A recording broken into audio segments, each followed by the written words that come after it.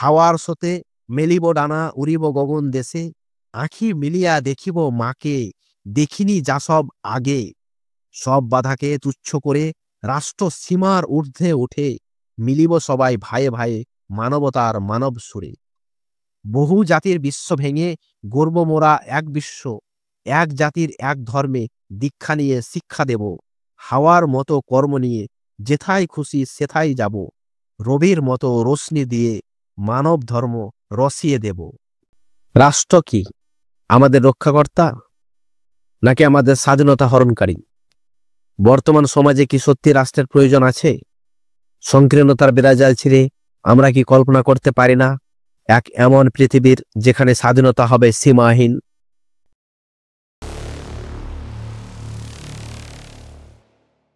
নমস্কার, আমি তুষার, দার্শনিক জ্ঞান ও প্রকৃত সত্যের বিশ্লেষক। আপনাদের সবাইকে স্বাগত জানাই ট্রুথ উইথ তুষার চ্যানেলে। আজ আমরা আলোচনা করতে চলেছি এক আবেগে মাখা কল্পনার, এক স্বপ্নের পৃথিবী যেখানে মানুষের স্বাধীনতা সর্বোচ্চ, যেখানে কোনো বিধি নিষেধের জাল নেই, যেখানে কোনো বাধা নেই, উড়তে মানা নেই। আমরা কি এমন একটি পৃথিবীর কল্পনা করতে পারি না? আজকের আলোচনায় আমরা এই প্রশ্নগুলির গভীরে যাব। রাষ্ট্র কি আমাদের রক্ষাকর্তা, নাকি আমাদের স্বাধীনতা হরণকারী? আমাদের কি আসলে রাষ্ট্রের প্রয়োজন আছে, নাকি এটি শুধুমাত্র প্রাচীন ধারণা যা আমাদের স্বাধীনতাকে সীমাবদ্ধ করে রেখেছে? রাষ্ট্রের প্রতিষ্ঠার মূল উদ্দেশ্য, বর্তমান সমাজে রাষ্ট্রের ভূমিকা এবং সীমাবদ্ধতা নিয়ে আমরা বিশ্লেষণ করব। আপনি কি মনে করেন আমাদের স্বাধীনতা পুরোপুরি সম্ভব, নাকি এটি একটি কল্পনা মাত্র? চলুন যুক্তি ও বিচার দিয়ে আপনাদের মনকে গভীর থেকে গভীরে নিয়ে যাই। ফ্রেন্ডস, আপনার চিন্তা ও আবেগকে গভীরে নিয়ে যেতে ভিডিওটি শেষ পর্যন্ত দেখুন আর চ্যানেলটি সাবস্ক্রাইব করে সঙ্গে থাকুন। আমার মূল উদ্দেশ্য হচ্ছে আপনার চিন্তাকে গভীরে নিয়ে যাওয়া। কখনোই ভাববেন না যে আমি আপনাকে জ্ঞান দিতে এসেছি। প্রকৃত অর্থে আমরা কেউই জ্ঞানী নই, আমরা শুধু জ্ঞান সঞ্চয়ক বা সংগ্রাহক মাত্র। যাই হোক ফ্রেন্ডস, বিষয়বস্তু বিশ্লেষণ করার আগে দয়া করে আমার একটি কবিতা শুনুন। রাষ্ট্র ও স্বাধীনতার কথা মাথায় আসতেই এই কবিতাটি মনে পড়ে যায়। কবিতাটি পাঠ করার আগে আপনাদের কাছে ক্ষমা চাইছি, লিখতে পারলেও কবিতা পাঠের অভ্যাস নেই, তাই খুব একটি শ্রুতিমধুর হবে বলে মনে করি না, তবুও পাঠ করতে বাধ্য। চলুন শুরু করি। কবিতাটির প্রথম অংশ। আমার বিশ্ব আজ আমার নয়, কারো একার নয়। আমার বিশ্ব আজ বৃহৎ নকশা, দাগ আঁকা কাগজ। এ কাগজ কোনোদিন আগুনে পোড়েনি, জলেও ভেজেনি, থেকে গেছে বৃহতের মাঝে পৃথিবীর কোণে কোণে। পাহাড় পর্বত নদী নালা এমনকি রান্নাঘরও কারো না কারো নামে লেখা আছে কাগজের পাতায়। কিছু না কিছুর বিনিময়ে ঋণী হয়ে বসে আছে আমাদের পৃথিবী আজ সারা মানব জাতির কাছে ঋণী।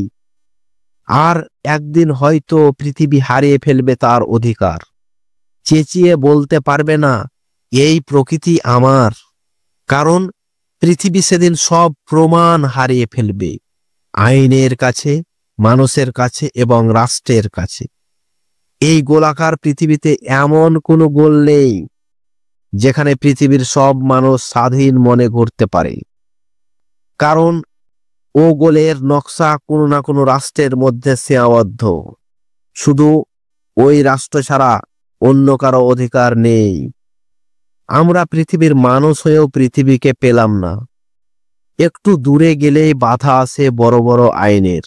তখনই মনে পড়ে পৃথিবী আমার নয়, কারও নয়, এমনকি পৃথিবীরও নয়, নইলে বাধা আসবে কেন?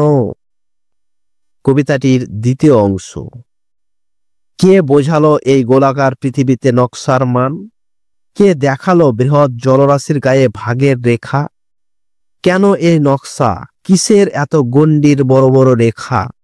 কে দেখালো ভয় যার জন্য সহস্র সীমাবল?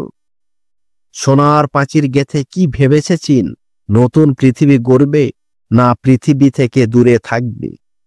যদি কথাটি সত্য হয় তাহলে বোকামি ছাড়া কিছু নয়, নতেব ভীতু কাপুরুষ কিংবা স্বার্থলোভের আর এক নাম।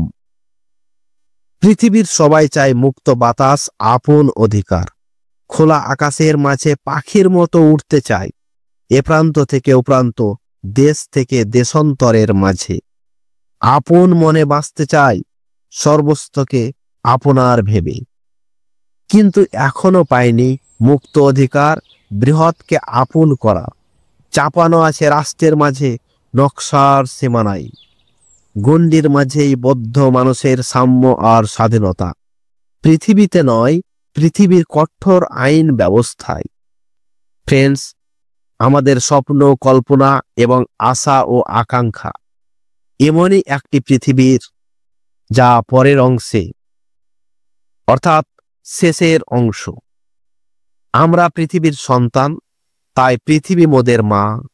সারা বিশ্ব মোদের দেশ, তাই আমরা বিশ্বয়ন। গণ্ডে নয়, কোনো রেখাও নয়, গোলাকার মোর দেশ। শূন্য 10 দিক, শূন্য মন, বাধা শূন্য বেগ। হাওয়ার স্রোতে মেলিব ডানা, উড়িব গগন দেশে। আঁখি মিলিয়া দেখিব মাকে, দেখিনি যা সব আগে। সব বাধাকে তুচ্ছ করে রাষ্ট্র সীমার ঊর্ধ্বে উঠে, মিলিব সবাই ভাইয়ে ভাইয়ে মানবতার মানব সুরে। বহু জাতির বিশ্ব ভেঙে গর্ব মোরা এক বিশ্ব, এক জাতির এক ধর্মে দীক্ষা নিয়ে শিক্ষা দেব। হাওয়ার মতো কর্ম নিয়ে যেথায় খুশি সেথায় যাব। রবির মতো রোশনি দিয়ে মানব ধর্ম রসিয়ে দেব। আশা করি কবিতাটির ভাবভঙ্গি এবং আমাদের ইচ্ছা ও উদ্দেশ্যগুলি আপনি হয়তো বুঝে গেছেন। এবার ঐতিহাসিক ও দার্শনিক বিশ্লেষণ করা যাক। রাষ্ট্রের উদ্দেশ্যগুলি হল, রাষ্ট্র একটি রাজনৈতিক ও প্রশাসনিক সংগঠন যা সমাজে শৃঙ্খলা, নিরাপত্তা ও সুবিচার প্রতিষ্ঠার জন্য গঠিত। সামাজিক শৃঙ্খলা বজায় রাখা এবং অপরাধ প্রতিরোধ করা, অভ্যন্তরীণ ও বাহ্যিক সূত্র থেকে নাগরিকদের রক্ষা করা, সম্পদ বিতরণে ন্যায়প্রণয়তা এবং নাগরিকদের জীবনের মান উন্নত করা, জাতি, ধর্ম, বর্ণ, লিঙ্গ বৈষম্য দূর করা ও সাম্য প্রতিষ্ঠা করা, এবং একটি নির্দিষ্ট ভৌগোলিক সীমানার মধ্যে শাসন পরিচালনার ক্ষমতা বজায় রাখা ইত্যাদি।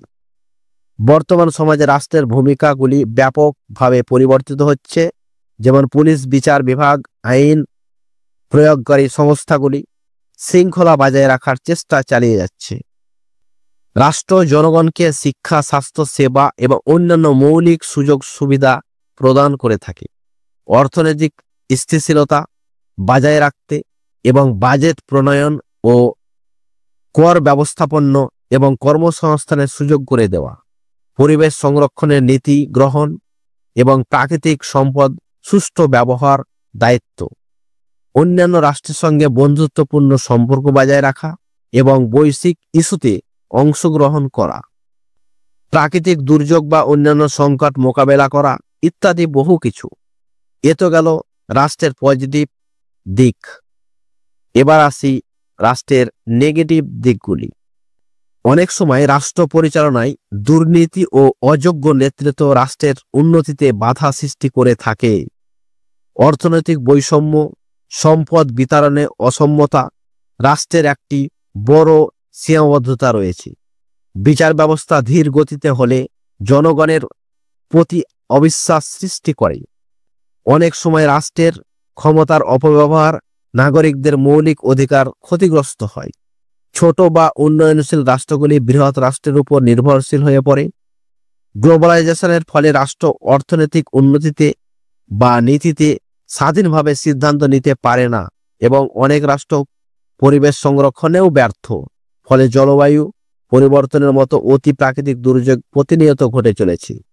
রাজনৈতিক স্বার্থলোভী নেতারা ক্ষমতা ধরে রাখার জন্য নাগরিকদের মধ্যে বিভাজন সৃষ্টি করা, বিশেষত কুসংস্কার, অন্ধবিশ্বাস এবং ধর্মীয় উস্কানির মাধ্যমে তারা মানুষকে বিভ্রান্তিকর পন্থা অবলম্বন করে থাকে। নিজেদের পথ সহজ করতে চায়। অশিক্ষিত এবং অসচেতনতার অভাবে মানুষ সহজেই কুসংস্কার এবং অন্ধবিশ্বাসে প্রভাবিত হয়। এবং আরেকটি খারাপ দিক হলো গণমাধ্যমের অপব্যবহার।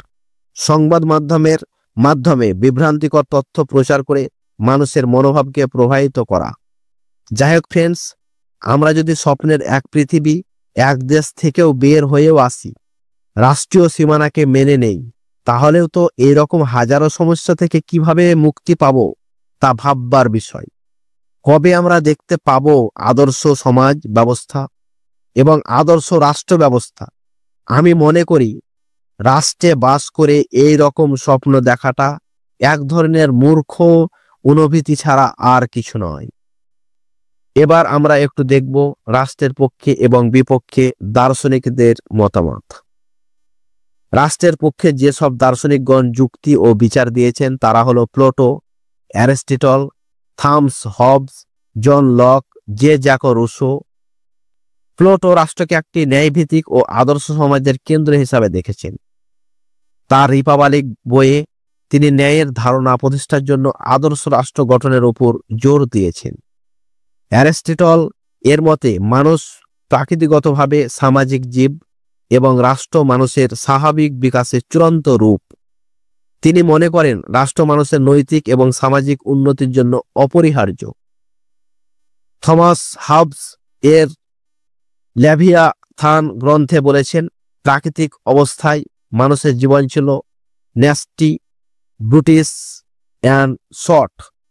তাই সামাজিক চুক্তির মাধ্যমে একটি শক্তিশালী রাষ্ট্র গঠন অপরিহার্য। জন লক এর মতে রাষ্ট্রের উদ্দেশ্য হল ব্যক্তির স্বাধীনতা, সম্পত্তি এবং জীবন রক্ষা করা। তিনি গণতান্ত্রিক রাষ্ট্র ব্যবস্থার পক্ষে ছিলেন।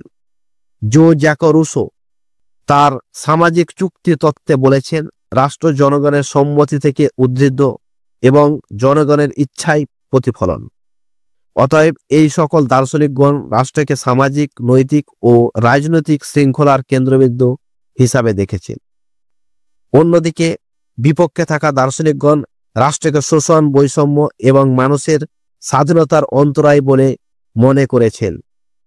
রাষ্ট্রের বিপক্ষে থাকা দার্শনিকগণ যেমন কার্ল মার্কস রাষ্ট্রকে শোষণ এবং শ্রেণী সংগ্রামের হাতিয়ার হিসাবে চিহ্নিত করেছেন। তার মতে রাষ্ট্র মূলত ধনী শ্রেণীর স্বার্থ রক্ষা করে এবং শ্রেণীহীন সমাজ প্রতিষ্ঠার জন্য রাষ্ট্রের বিলুপ্তি প্রয়োজন। পিয়ের জোসেফ প্রুড রাষ্ট্রের বিরোধিতা করেছেন এবং রাষ্ট্রকে মানুষের স্বাধীনতা হরণকারী শক্তি হিসাবে বর্ণনা করেছেন। তিনি স্বতঃস্ফূর্ত শৃঙ্খলা এবং ব্যক্তি স্বাধীনতার উপর জোর দেন। মিখাইল বুকনিন প্রভাবশালী নৈরাজ্যবাদী দার্শনিক। তিনি রাষ্ট্রের সকল রূপকে স্বৈরতান্ত্রিক এবং মানব স্বাধীনতা বিরোধী বলে মনে করেছেন। হেনরি ডেভিড থোরো নাগরিক অবদ্ধতার সমর্থক, রাষ্ট্রের সীমাহীন ক্ষমতার বিপক্ষে ছিলেন। তিনি ব্যক্তির স্বাধীনতাকে রাষ্ট্রের উপর রেখেছিলেন। ফ্রেন্ডস, আমরা এই আলোচনা থেকে বুঝতে পারলাম যে ধরনের রাষ্ট্র ব্যবস্থা হোক না কেন, মানুষের ব্যক্তি স্বাধীনতা হরণ হবেই।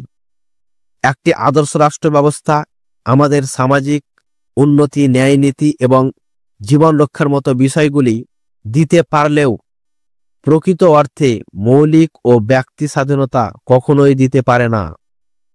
ফ্রেন্ডস, আমি মনে করি রাষ্ট্র ব্যবস্থা হলো হিংসা, লোভ ও স্বার্থপরতার প্রতীক। শুধুমাত্র এগুলি থেকে রাষ্ট্রের উৎপত্তি ও ধারণাটি সৃষ্টি হয়েছে।